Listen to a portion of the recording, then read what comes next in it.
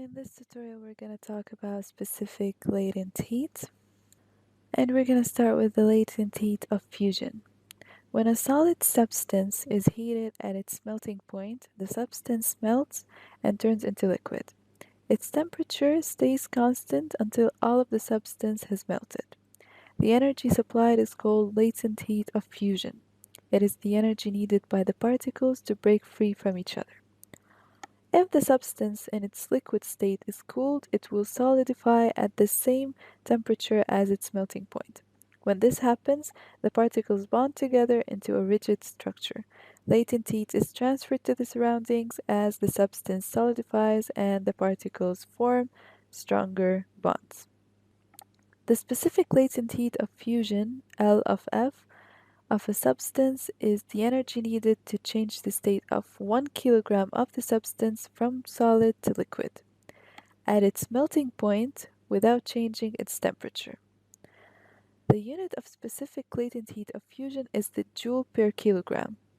If energy E is transferred to a solid at its melting point and mass m of the substance melts without change in temperature, specific latent heat of fusion will be equal energy E over mass m in kilograms.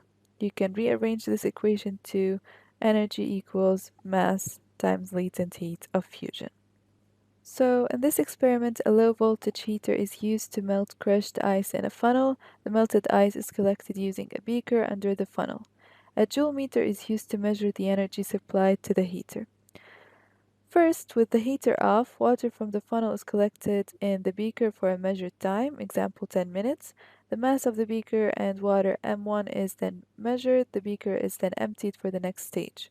Second, with the heater on, the procedure is repeated for exactly the same time.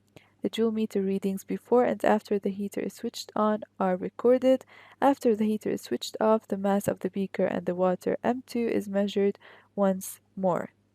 To calculate the specific latent heat of fusion of ice, note that the mass of ice melted because of the heater is m equals m2 minus m1.